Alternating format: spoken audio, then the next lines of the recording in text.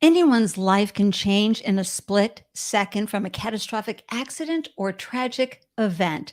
After a diving accident resulted in him becoming a C5 quadriplegic, our guest learned that there are extreme gaps in the recovery process and few resources available to people after being discharged from therapy. So, yeah, guess what? He solved that problem by creating a foundation dedicated to making people aware of the growing but oftentimes invisible population of people living with disabilities. You're going to love meeting this amazing human. So stay tuned for the Startup Life live show. Let's glow, everyone.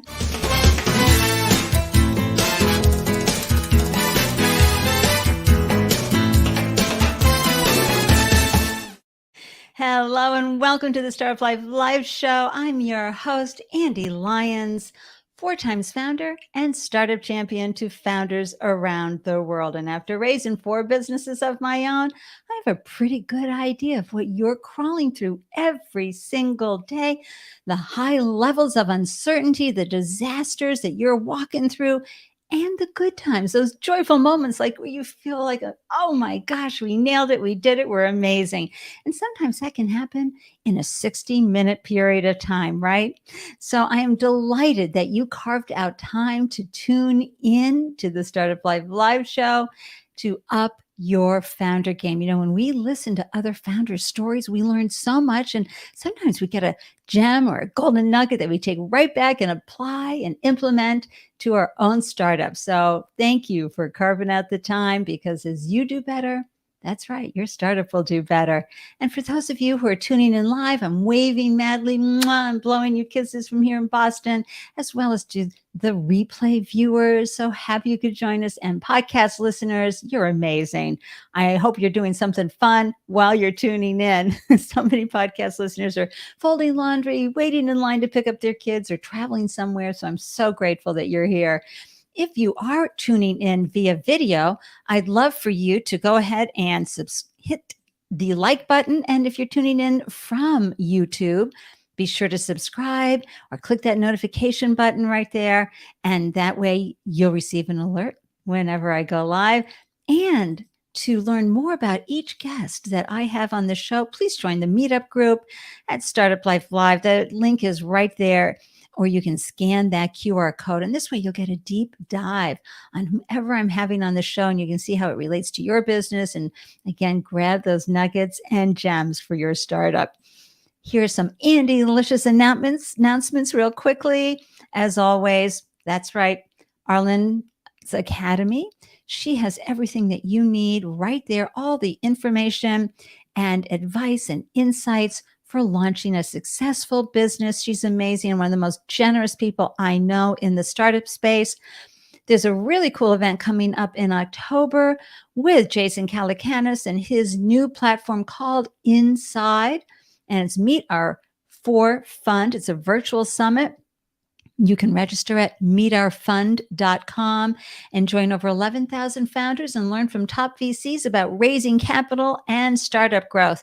And if you're a female founder, She Angel Investors has a wonderful program called 6 Ways to Fund Your Business. And it's funding made simple for female founders with the wonderful Catherine Gray. And if you're raising a seed round, I got to tell you, hop on over to see Hustle Fund's How to Raise a Seed Round. And Hustle Fund, if you don't know who they are, this phenomenal venture fund. And as they like to say, we were founders before we sold out and became VCs. So we know just how amazing and terrible startup life is. Our team brings real talk and real advice to our relationship. So check out the link in the show notes or head on over to the link you've seen on the screen right there. It's a great read. And to download the documents that I'm always chatting about, please hop on over, grab some Ande-licious advice at buymeacoffee.com/Ande Lyons. There are free documents there. And of course, as I'm always saying, you think this charming personality runs on its own? No, caffeine really helps. Breve cappuccinos are my favorite. So feel free to buy me a cup of coffee. Let me tell you now, though, who we have coming on the show today, because this is an extraordinary human. I can't wait to share his story with you and have him share his insights and journey with you. So it's the phenomenal Mark Raymond Jr. And this is a gentleman whose life changed in a split second when he broke his neck after diving into shallow water while boating with friends in 2016. And during his recovery, he learned that there are extreme gaps in the recovery process and very few resources available to people after they've been discharged. So he founded the Split Second Foundation, an organization dedicated to making people aware of the growing but oftentimes invisible population of people living with disabilities. And what I really love is that within 3 years of starting the foundation, Mark was able to open Split Second Fitness. He'll go into details about this, but it's the first inclusive gym in Louisiana with an intentional focus on people living with paralysis, amputation, or other neurological conditions. You're going to not believe what this guy is up to day in and day out. Let me bring him into the room. Welcome to the show, Mark Raymond Jr. Yay. Hey, Andy. How are you? Thank you so much for having me on the show today. Oh. I'm super excited to have this conversation with you. I am so happy you're here. I love the sign behind you. What's next? Please tell everybody that wonderful vibe and way of being that you have based on what's next. So, what's next is a poster designed by a great friend of mine, Jaron Beasley. And as soon, like, first of all, he did it on an 8 foot by 6 foot canvas. So, when I first saw it, it was like big and beautiful, and it hit me. So many people live life with the thought of what if, right? I live every day by what's next. What can I do now to change and impact somebody's life? So every morning when I wake up, that's the first thing that I see. Well, viewers who are fond of the show and tune in and the fans, you know what this is right here, right? Yeah, We're and starting off right away. stitch that on a pillow. Stitch that on a pillow, folks, because it is all about what's next. Don't be hanging up any shingles or don't be just hanging up your life way of being in your super cape yet. There's always something next for you to do. I want to welcome everybody who's tuning in live and remind folks, please, please, please be sure to share your own business with us. So if you're tuning in, we always love to amplify your brand. Share your business name, one-liner, and website URL in the comments, and Mark and I will wave wildly and cheer you on. And be sure to also pop your questions into the comments and comment threads during our conversation. And those who are listening later, this is also a great opportunity and reason to show up live, because it's amazing what you can learn when you're here to ask our guest in person. So a big hello to Brent. Brent is one of our phenomenal fans that we have here, Mark. And he's from Canada. He's a diverse person, and he's always talking about in ways that companies and startups can support and have more accessibility for our disabled friends, visible or invisible, neuro or physical. Disabilities are there. And thank you, Ruth. So happy to see you. Ruth is from Nairobi, Kenya. She helps me out with the show, and we just love, love, love seeing you, and so happy that you're here as well. So before we dive into your background, because I got to tell you some great stories here, but there's something that you've been working on that I am blown away by, Mark. And that is, and I'm going to bring it up. We're going to have the little URL here, folks. But you have been part of a group of folks who are renaming 35 streets in NOLA. Talk a little bit about that. So after George Floyd's murder, in the middle of the COVID pandemic, the world was in uproar, and I couldn't go outside to protest, right? I was nervous about catching COVID, and there was so much uncertainty about how it would affect people with spinal cord injuries or different neurological conditions. So my way of protesting became me creating a petition to rename a famous street in New Orleans. I'm trying to remember the name because it's so unimportant to me at this point. Right. But it is now Norman C. Francis Parkway. Great. The former name was Jefferson Davis Parkway. Jeff Davis was the president of the Confederate movement. Oh yeah, we need to move that along. And Get that was that the there. beginning of it. And since so that was in 2020, right? Yeah. June of 2020. We got that street renamed in about 2 months, but it was the holistic process was created by Councilwoman at the time, Kristen Palmer, who was really like, Mark, we need to think bigger about this. Let's let's come up with the process to address all of the streets, parks, and places through one committee. And so the city council created the street renaming commission, which I served on with 8 other members. And through that work, we identified other streets that honored Confederate soldiers Yeah. and put together a team of researchers and historians to come up with See, recommendations for new names. see, and that ties right into what's next. I mean, there you are. It's COVID. You can't go out in the streets and protest after George Floyd died, but you wanted to have an impact. Folks, go to NOLA, NOLACCSRC.org to learn about this incredible organization who is reframing the conversation by changing the names. We got to get rid of those Confederate names on these big streets in NOLA and bring up some more relevant and proactive and better for our society and our democracy names. So I'll have that link in the show notes, but very powerful and a great way of, how one can have an impact quietly, right? From your chair in your home. So thank you so much for doing that. And yes, folks, Mark is hanging out in New Orleans right now. This is where you are, right? Oh yeah. All right. No better place to be. So, Mark, your story, of course, as tragic as it sounded, when it hit and how awful it was for you when it happened.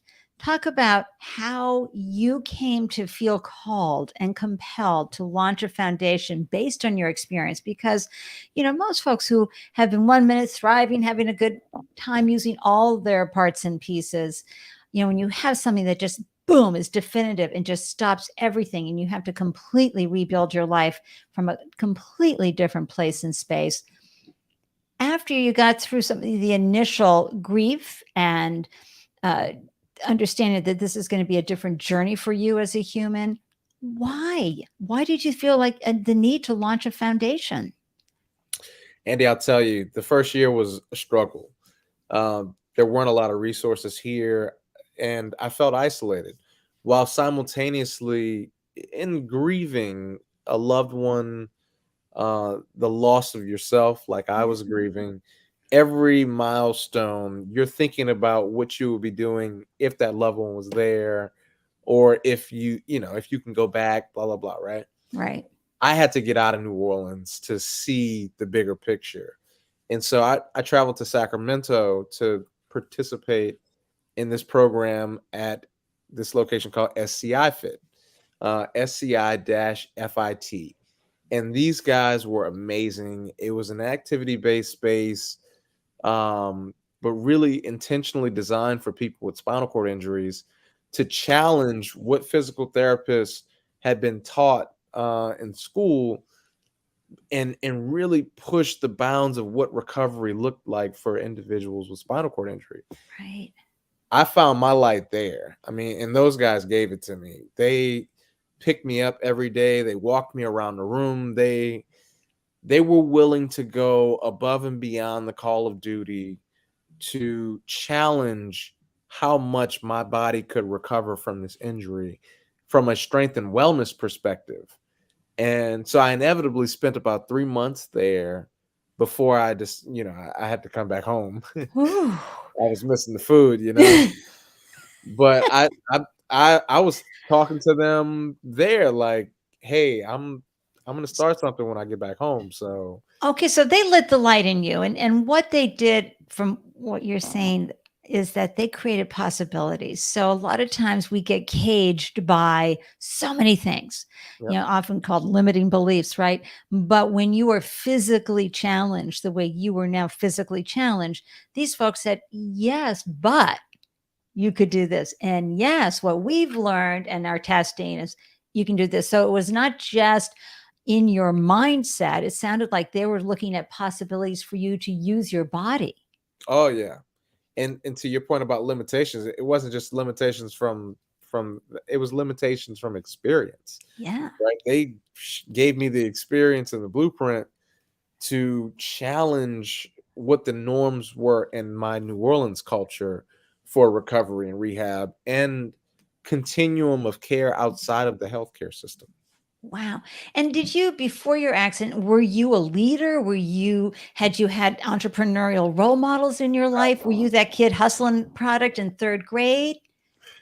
I mean, I was the kid with a huge network. I was throwing parties, promoting, hanging Okay. out. I uh, loved.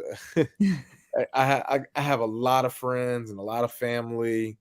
Um, I wasn't really entrepreneurial, and I definitely was not a leader. I did not consider myself leader-ish. I was more like back of the bus, You might be go. causing Yeah, this is good. might be causing some ruckus and some mayhem, kind of kid. Oh, it's so But good. but what I've learned is like adversity shapes all of our experiences, and Yeah. adversity controls human evolution. Once we face adversity, Absolutely. we start to innovate, then we create new technology, and then we It, evolve. oh yeah, Napoleon Hill, his one of my favorite quotes is within every type of adversity is a golden seed of opportunity. Yeah. That's not to sugarcoat it, folks. I mean, what you went through, Mark, horrific. And you had to dig deep to reframe your life and come to terms with that. And you did. And where you were able to redirect was with this foundation. So I just think that that's absolutely amazing. Let's say hi to some of the friends here who are live. Hey, Noam Platt. He says, hey, Mark, hello from NOLA and Gentilly.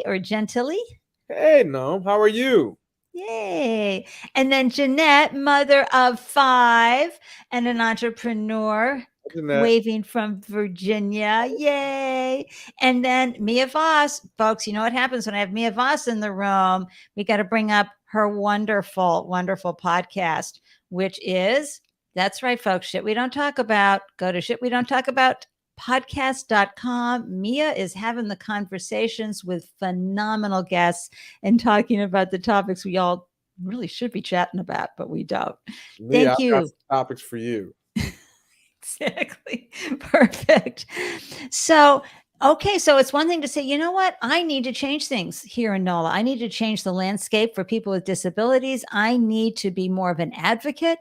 I need to get involved with rights for people and more accessibility and better therapy and recovery. So you can have all that yumminess, right? Like, oh, I want to do it. Where did you start? Because launching a nonprofit, folks, is so time consuming. Just getting the tax ID for your nonprofit will take months, let alone, having to build all the parts and components. And you had so many other challenges and hurdles going on.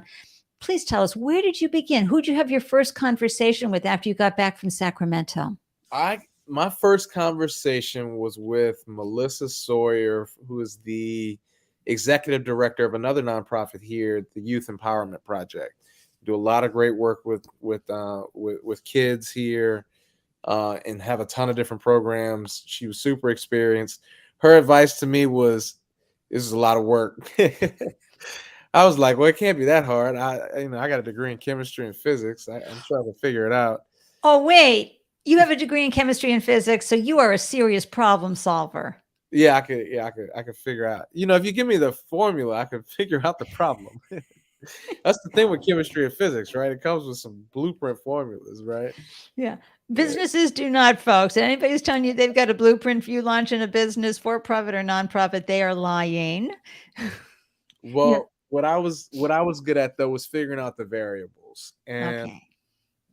to your point about the startup game, though, completely different space. Yeah. Had no idea where to start. I didn't even know what I wanted to name this thing, right? Like, how do you come up with a name? Yeah, how did you? Uh Funny story.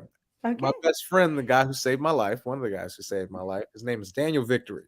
Daniel owned a bar downtown in NOLA called Victory down on Barone Street.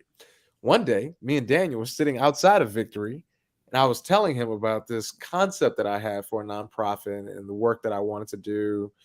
And he was also deeply involved in, me becoming more social and coming out and figuring out what I could do post accident. He was like, "Man, why don't you just name it Split Second?"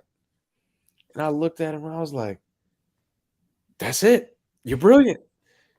That's it. That's the name."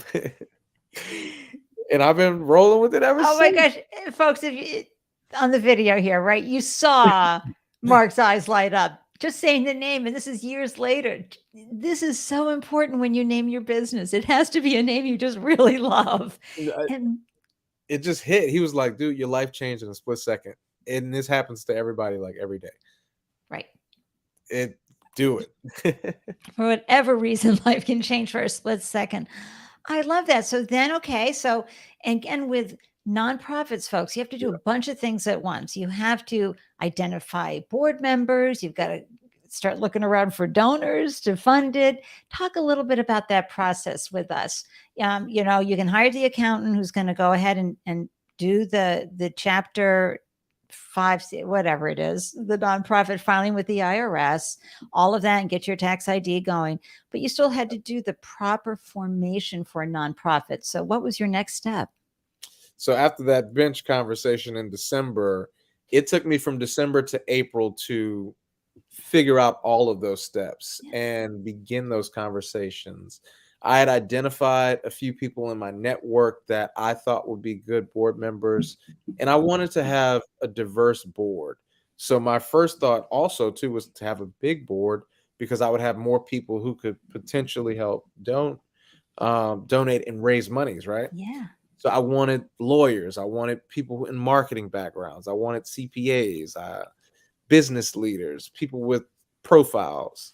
One of my best friends, Lance Thomas, the guy whose boat I dove off the back of, played basketball in the NBA. I wanted him on the board. So I assembled the Avengers, right?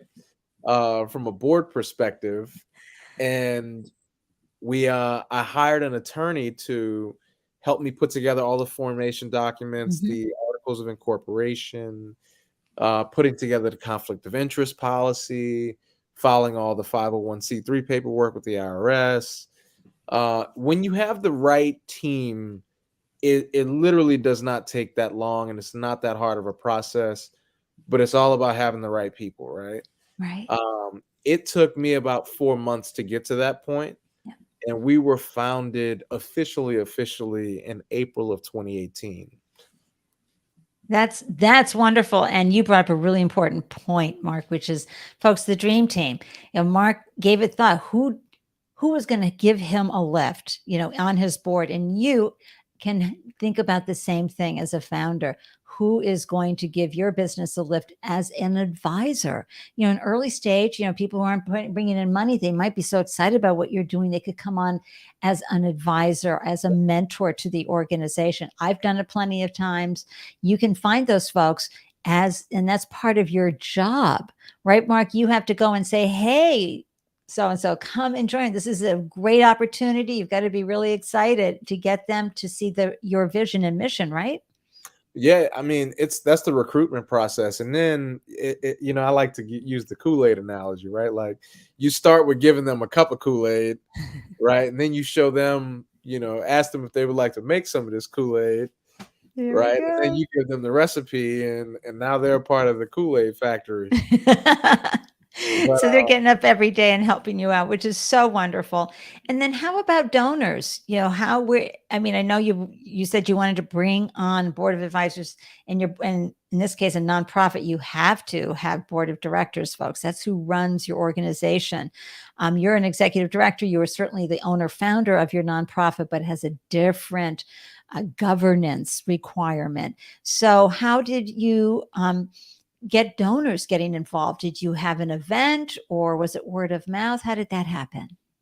So it was an event. Going back to that love, the friends and the family and the huge support system that I had in New Orleans, I knew I could leverage that to throw a fundraiser and raise the seed money for Great. me to get going, right? Yeah.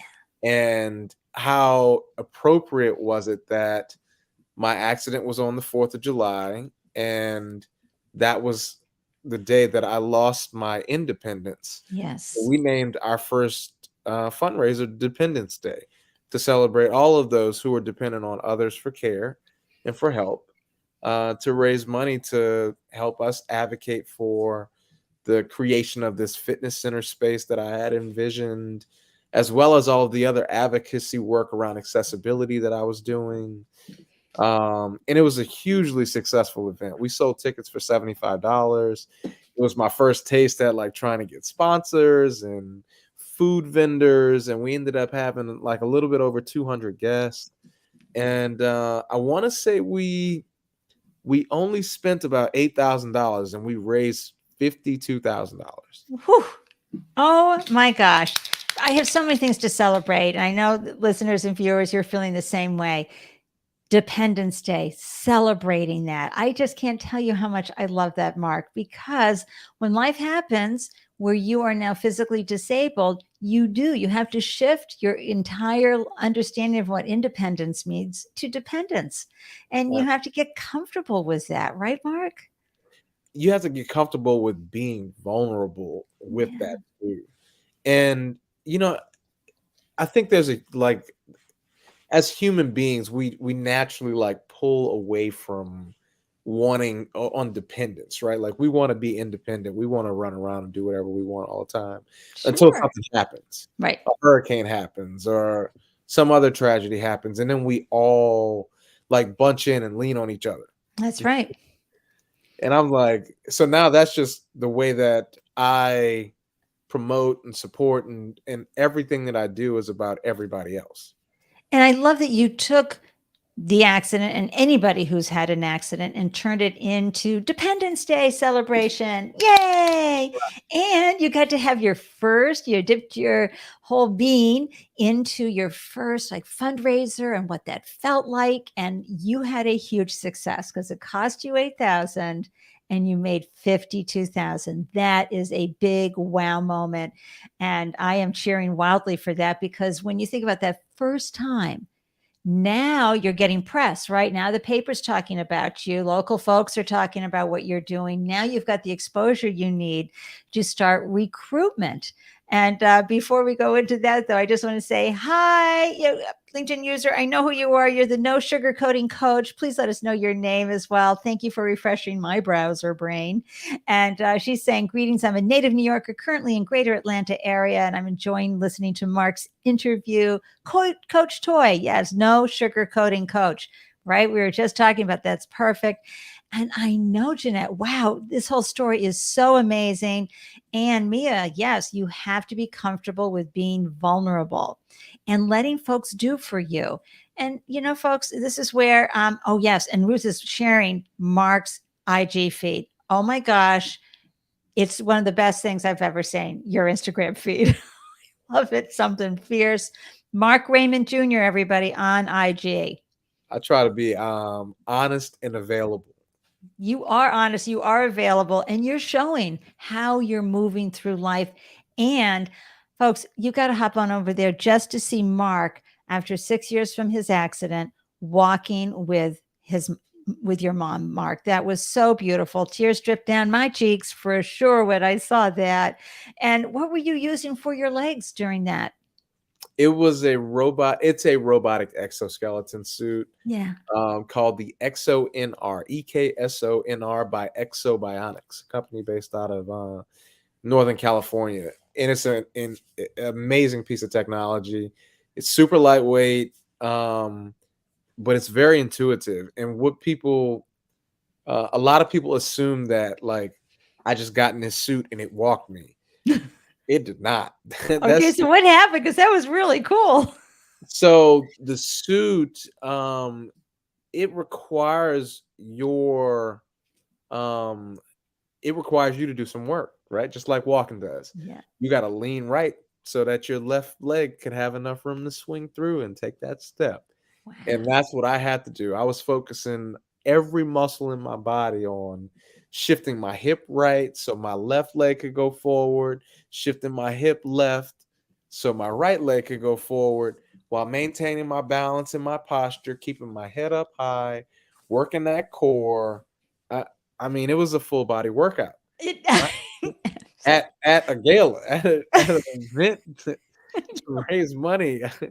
I told the physical therapist that was operating the suit behind me, I was like, dude, I gotta give a speech after this. Like, I may be too wiped out. I got up to the center to like my landing spot and was like, all right, everybody, I forgot the speech. You can go home now. What was it like to be standing? What was it like to be at eye level with folks? It was the first time that I had been eye level in that space and in public, uh, in that capacity Yeah. since the accident. And it was actually in that room. That was one of the last rooms that I Wow. was in. Priceless. Yeah. Had Can't to have like been. all of the feels, all of the emotions. Me and mom had a real emotional moment when I got up there. And I'll tell you this too. There was a song that I picked that I wanted to walk out to. It's called Bank on It by Burna Boy. And it starts off really slow and methodical. And when I first heard it, it just like spoke to my being. And I listened to that song like 10 times a day for 2 months, right? Just Right. envisioning this moment, manifesting it. And when I heard the song start and when I saw those curtains open and I saw the lights and I saw the people, like I I was so I was thank God I did have to work to make that suit move because I probably would have been crying It's just taking been boo-hooing the whole way. right. I just Oh, that's wonderful. And music, it is. it's amazing how music can lift us up. That one thing that speaks to our spirit, that Yeah. helps us really rise to the occasion when we're feeling like we can't do it. And good for you for having that music to just keep you moving forward and then to have it there to help you walk in the suit and move forward. Oh my Well, I'll tell you gosh. this too. I didn't initially I didn't know how like my speech went because I kind of it's like you checked out. And I went back and watched the speech because everybody told me like my speech was amazing. And I spoke about like the future and how I envision this world that, we stop. First of all, we lean on community as much as possible to create solutions for these complex issues that systems and government can't, right? The healthcare system is so overregulated and it has to be.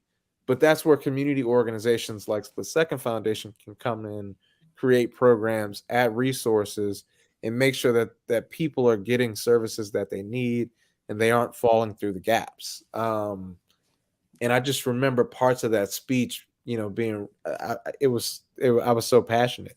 I was like, You man, were probably just channeling right at that point. You'd been so really, focused that it came through that you didn't even remember. And I know, folks, you have all experienced that. We're like, what was it that I said? And everybody's like, oh my gosh, bravo, that was amazing. You're like, okay, I'm going to have to watch it later because I have no recall. it really was. I was like, Ah. man, that was a good speech. Yeah, so folks, hop on over to Mark's Instagram feed, Mark Raymond Jr. on Instagram, and you'll love his Please reels do. and everything. And Noam says here, Mark, your answers are super helpful as I try to get my own nonprofit off the ground.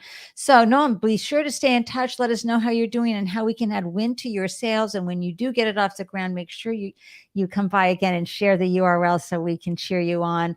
Yeah, thousands of folks see the replay of this show and listen to the podcast. So it's a great way to amplify your startup. So let's go back to when you had your first fundraising event. Uh, How did that help you recruit? Because part of a nonprofit is getting folks excited to volunteer, Yep. as well as, paid employees, but, you got to get those volunteers, in recruited, and it can't just be mom and, your aunts or uncles or cousins or something. You got to get some folks Oh, outside yeah. your circle. How did that go? So I had two things going for me in that space. One, the mayor had just named me to the Regional Transit Authority's board of directors, or board of commissioners, actually. So I had that bit of publicity Yeah. happening, and it gave me the opportunity to see how a really large organization ran and functioned from a organizational structure perspective. Right. I mean, the Regional Transit Authority has, I think, 850 employees, somewhere really close to that. Oh, so you got to see the nuts and the bolts. Yeah. I got to dig in deep Yeah. and see how all the machinations worked. Um, and so going into that event, I had some publicity around that. There was a lot of energy around the work that I was trying to do in promoting accessibility and changing this narrative around New Orleans that was we are this, super inaccessible city that's outdated, that doesn't care about people with disabilities. So to answer your question about recruitment, the event was like the spark, right? That, you know, people saw and they were like, oh, yeah, we want to help, and it opened a lot of doors. A lot of people that I wanted to get meetings with and build relationships with, where it was kind of built from that initial spark. And that's so often all we need as startup founders, right? Right. It's just, somebody to believe in the vision, right? In the mission.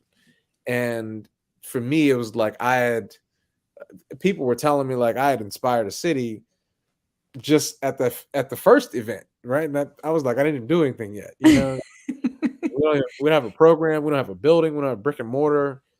Like these are all just great ideas and concepts that I haven't even like figured out if it makes sense from a monetary perspective or how to support it. Right. Um, And how did you get there? How did you get there, Mark, as far as getting the building? Because then I definitely want to start talking about the split second fitness, because this is just so remarkable, people. But go ahead, talk about how you figured out where it should be located and any other nonprofit organizations that you partnered with. yeah. So after the event, I went through a startup accelerator. Shout out to Andrea Chin and Propeller, gopropeller.org. No, Yay. no, that's a plug for you. Propeller gave me the insight and education from a founder starter perspective on what I needed to do and how I needed to get going to get to that building, right? Yep. Making sure the mission actually really fit what I was trying to do, as well as the vision, coming up with the logic models and thinking through donor data, building the website out, put what information do we want to put on the website. There's just so much stuff that goes into all of what we do before you get like this nice, neatly packaged thing that you can just deliver and say, okay, here's all these links, here's this folder to all these Right. assets. Um, so that was 2018, 19, going into 19. In summer of 19, I threw a second Dependence Day fundraiser, bigger, Independence Day. better. We had more guests. This year we had, I think I raised 120,000 at this one, had more sponsors, right? And after that one, that's when I started looking for a space for the gym. Excellent. I'm going to do a little quick screen share here because I just love the gym and I want everybody to see this because I think it is so important to really understand. Like, this is not something. Oh, look at you there with Vice President Harris. Yeah, Oh the my vice president came gosh. down here when she was running during the presidential election cycle. So I Oh, got a chance to meet with her and speak with her about the disabled community and right. accessibility, really briefly. She's a busy lady. Oh, yeah, but still, that's a great photo op, and it gave me the feels too. And, here's who we serve, spinal cord injury, Yep. stroke, cerebral palsy, multiple sclerosis, muscular dystrophy, amputation, all sorts of things that you're helping and the benefits. And tell everybody that, once you've figured this out, how through donations you're able to keep the costs so low for folks. Well, getting to that, so we charge $50 a month for our members with disabling conditions to come to our fitness program.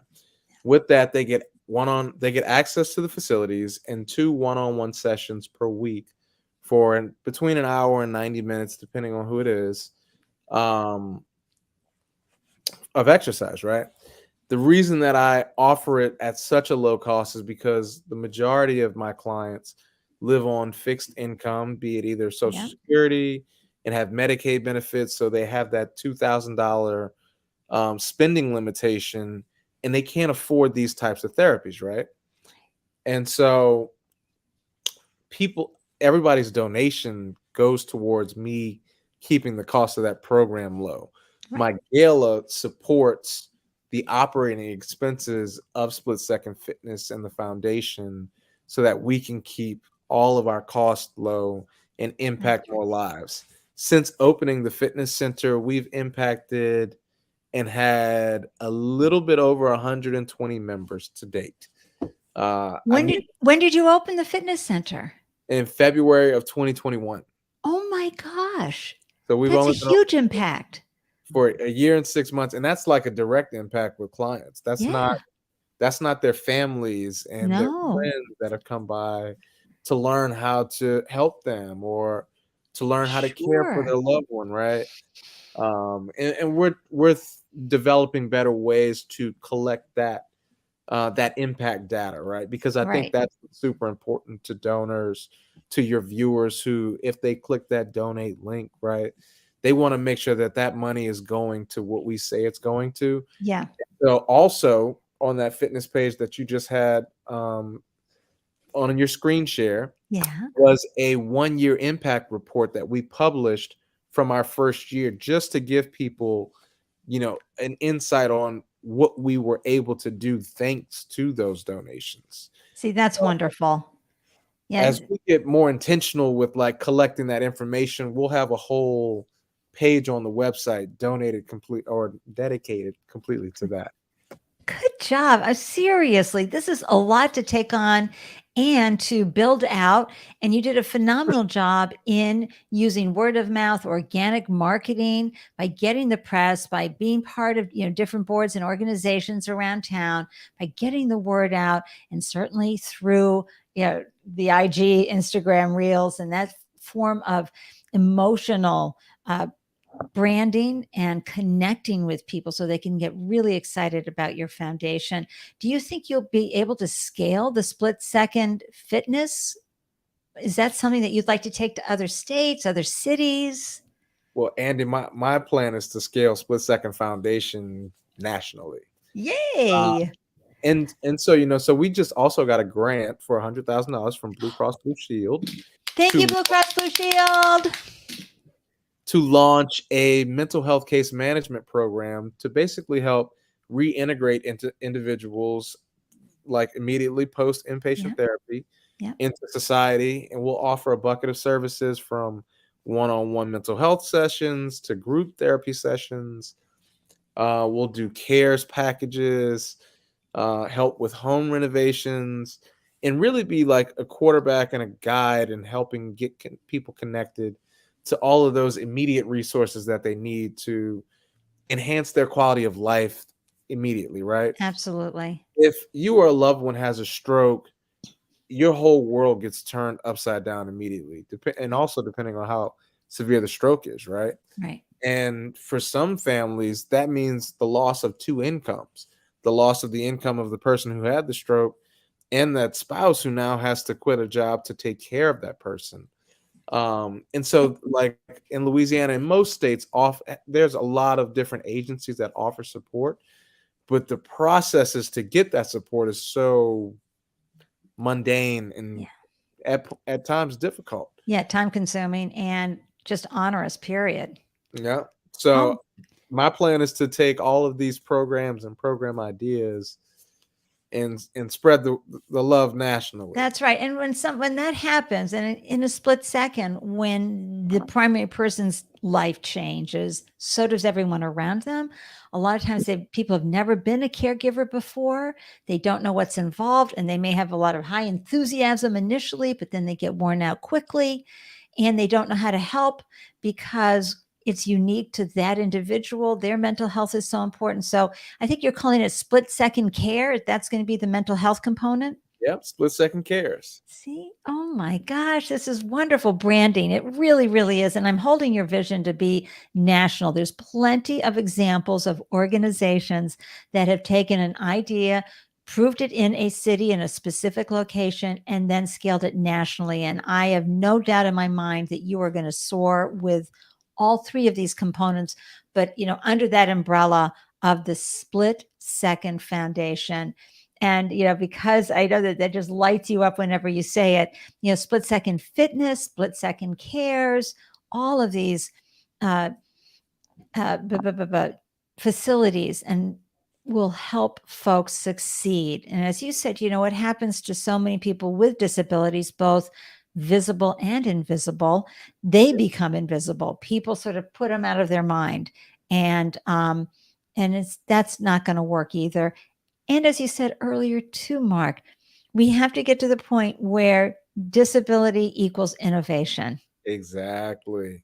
And coming to that other big barrier for folks, which is like the access to financial resources. The government has limited people's capacity to save money. And, it brings me to some of the other work that I'm doing now with the National Association of State Treasurers. Yeah, talk about that. So the National Association of State Treasurers runs a program called Able Today to promote able accounts. Able accounts and the able I'm sorry, I was reading. I know. Achieving a better life, everybody. Achieving a better life. So the Achieving a Better Life Experience Act was passed in 2014 by Congress, and nobody really knows about it. I just found out about it in June. Basically, it created a new type of financial tool for people who are living on Medicaid and Social Security to be able to build and create wealth. If you live on Medicaid or Social Security, you most likely have a $2,000 threshold that you can't have more than $2,000 in your checking account at any given time. If you have an ABLE account, however, you can transfer monies into that account and save money monthly and begin to build wealth for things, whether you wanted to pay for college or buy a house, or there are other qualified expenses like expenses related to your disabled experience. And it doesn't limit you then for creating, a wealthy experience. Whereas before you didn't want to reach out and do more because you wanted to be able to get those funds. And then yet that limited you.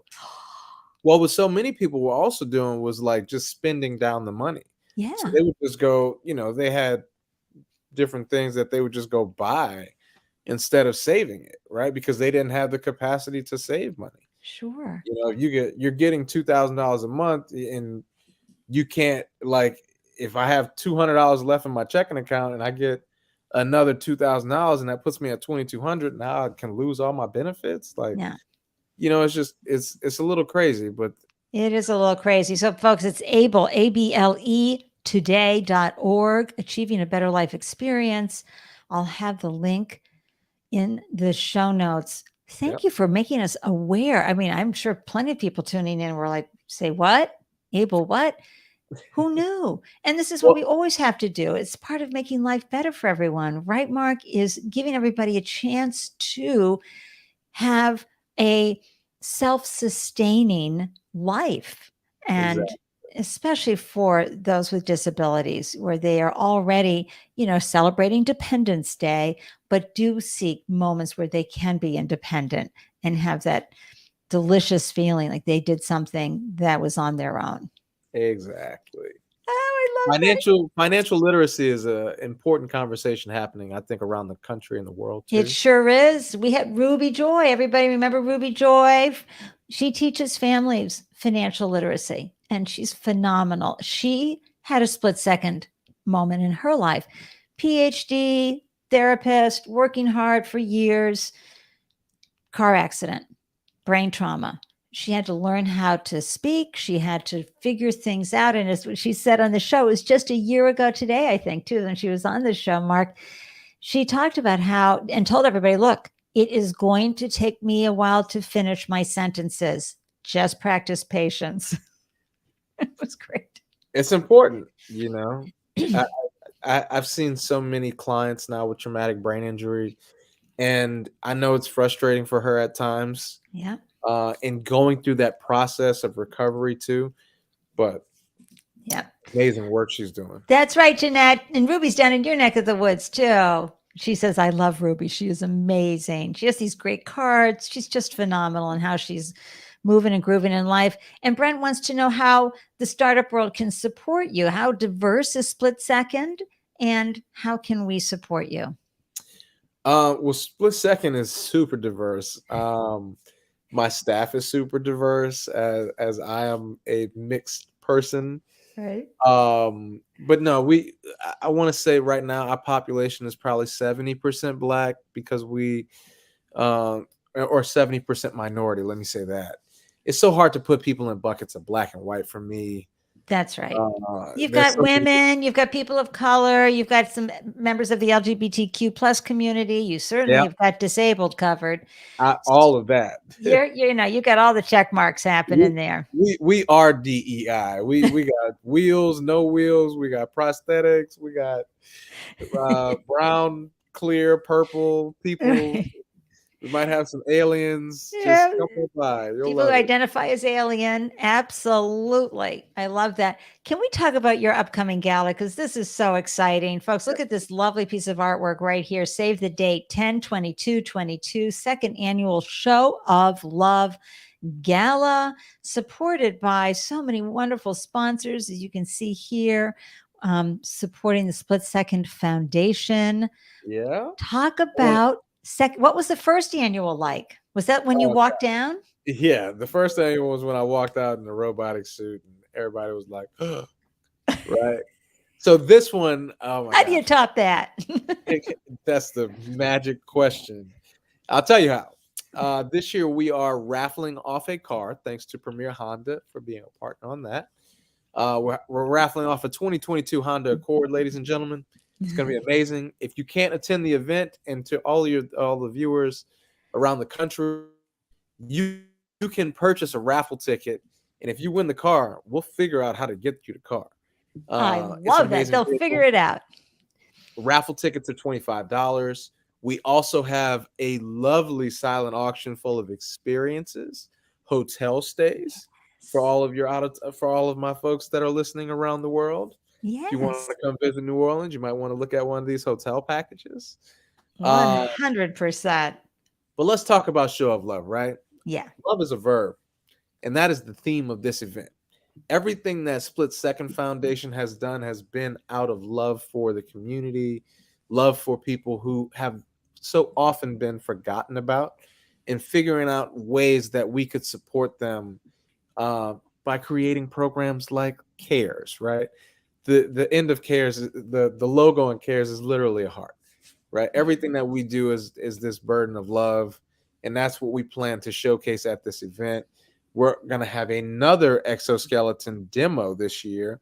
This time I'm going to put one of my clients in it, and he's going to talk through that experience of what he's going through as he's taking each step, right? How much of a workout it is. And then we've got some great entertainment. We've got a DJ.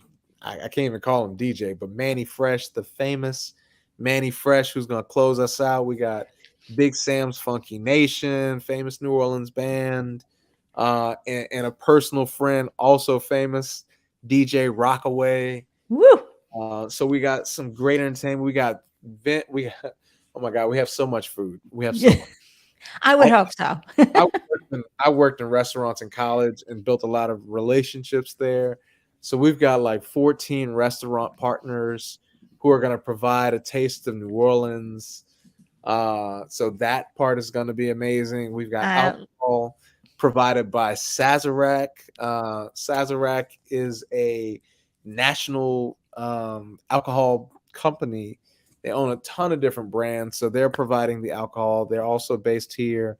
But I got to give a Excellent. huge thank you to our presenting sponsors, Louisiana Healthcare Connections, who was also the title sponsor last year. So they're 2 years in a row. Thank you, Louisiana Healthcare Connections. And Ladder and Bloom, Mr. Bob Merrick. Mr. Merrick had a sister who had a similar experience. The moment we had a conversation, we immediately connected, and he's been a friend and a supporter ever since. I'm just super excited for the work that we're able to do thanks to all of our sponsors. This year so far, we already have 35 sponsors and Oh, raised $310,000. yes. Our Oh, goal is to raise $1 million. We are trying to acquire this building so that we can develop accessible housing, have a bigger home for our fitness center in all of our programs, have education space, have yoga space, have a basketball court and a swimming oh, pool. We're even considering acquiring a home health business so that we can get into the home health space and really help yep. from that perspective and kids with developmental disabilities. Andy, as you can imagine, Uh, oh my gosh. I'm on fire for you. And you need to speak to Louis Mendonca. He was on our show here. He has a whole home fitness business. It's a franchise. They come to your home. They got the van. They're in 2 or 3 states already. And he's already, moving forward with his franchisee license. He'd be a great brain to pick for providing that service. You are soaring with Split Second Foundation. I am so happy for you. Of course, I'm proud of you, but I'm so happy because what you've shared throughout the conversation was that you didn't do it alone. That so many people stepped up to help add wind to your sails, open doors, and lift you up, literally as well as figuratively, to accomplish this incredible vision, this incredible mission with Split Second Foundation. How are you measuring success, Mark, for oh, all of this? I mean, where you were in 2018 and 2019 and at the gala last year, I'm sure that, keeps moving. Where today are you feeling that success looks like for you and the organization? I'm gonna give you 3 stitch moments. I don't measure success by money anymore. I measure success by impact and how I make people feel. That's one. The other one, like we started the show with, I don't I don't live in the what if at all. I live in what's next, right? Every day I try to wake up and solve a problem that will help other people. And thirdly and lastly, for so long, I think human beings have lived under this glass ceiling that the sky is the limit. The sky's not the limit, it's just the view. All right, here we go, everybody. One more time because do I do it 3 times? Stitch that all on a pillow.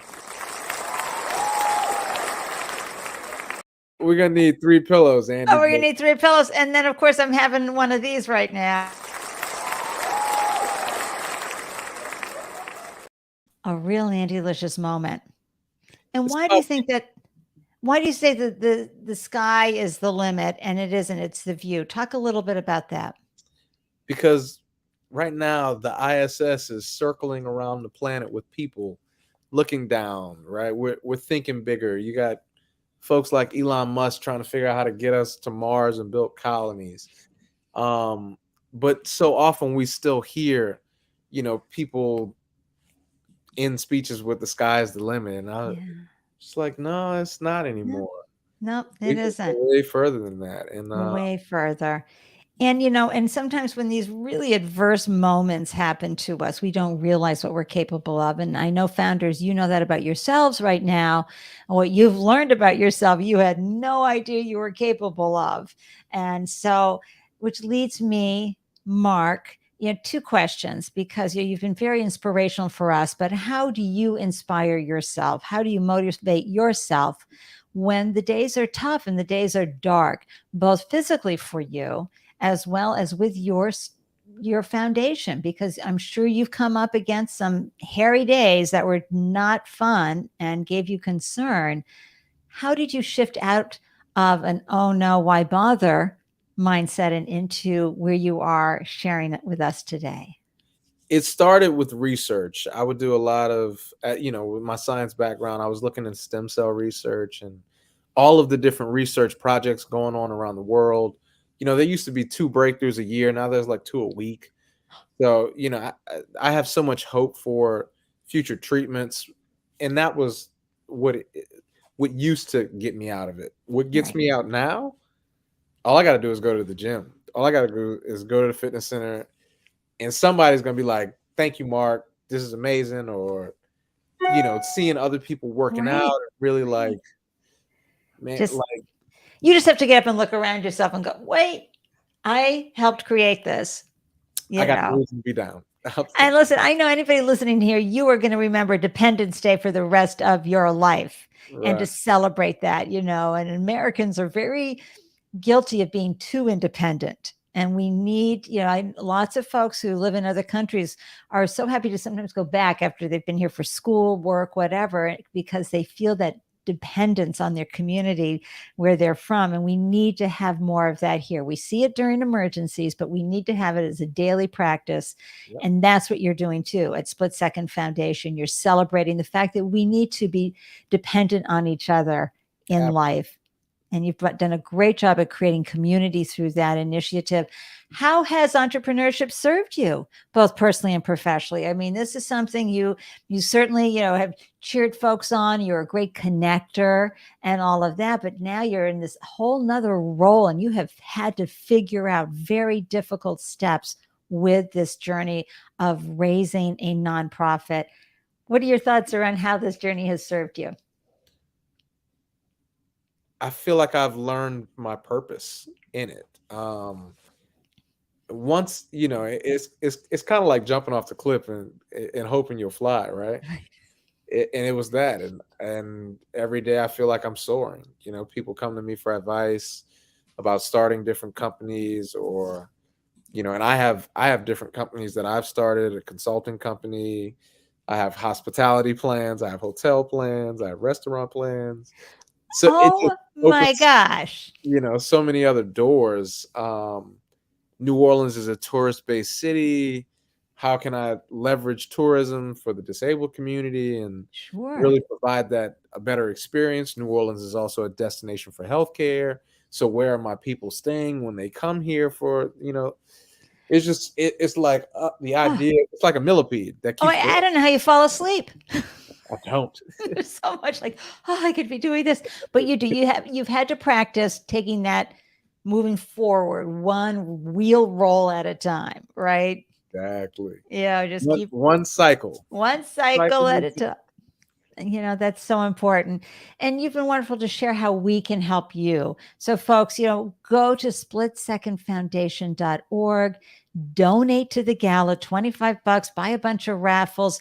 If you know someone that can add wind, an influencer that could really help Please. Split Second Foundation and Mark achieve their goals, their 1 million raise in 30 days now, please reach out to Mark. I mean, who wouldn't want to chat with Mark and support this incredible organization?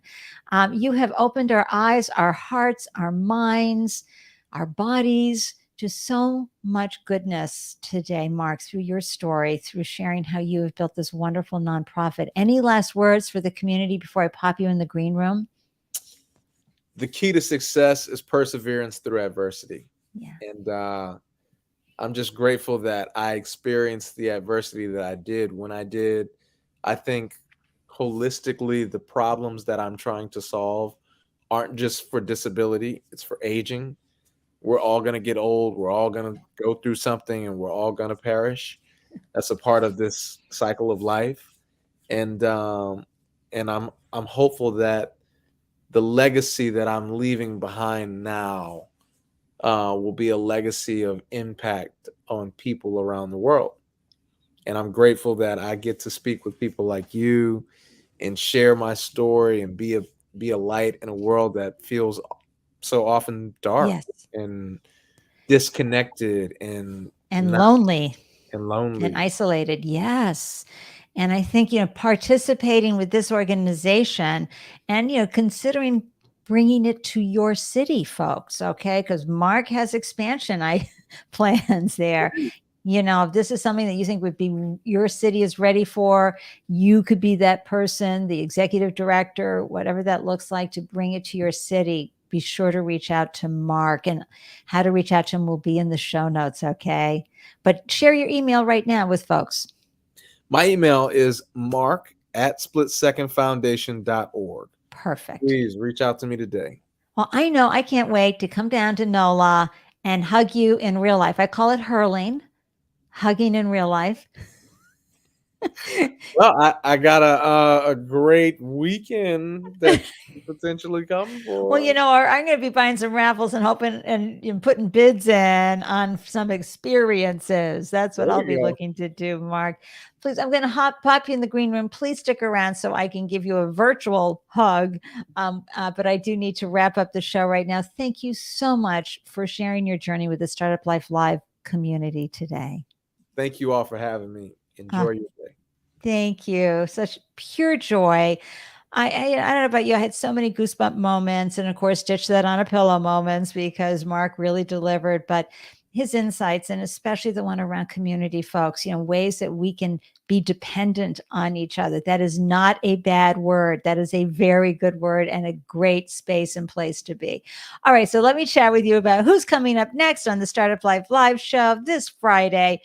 It's Fab Female Funder Friday. We're chatting with Pascal Diane, a partner at Storm Ventures, and she's passionate about and committed to investing in female founders of early stage B2B enterprises. And her investment thesis focuses on sales and marketing, automation, AI, machine learning, Internet of Things, retail tech, AR, computer vision, and robotics applied to the enterprise space. So I hope you can tune in to that delicious conversation. And how do you know whenever I post a new show? That's right. You join the Startup Life Live meetup group. And that way you'll receive an alert and a deep dive into our guests. Oh my gosh, I'm so grateful you carved out time and you got to meet Mark and hear his story and be inspired by all he is doing, and his real firm belief of how he has turned adversity into what's next, that golden seed of opportunity that's just around the corner. It's going to be so much fun watching him grow and glow over the years to come. Until next time, I'm wishing all of you a delicious day wherever you glow, and I'll see you next time. Cheers. Mwah.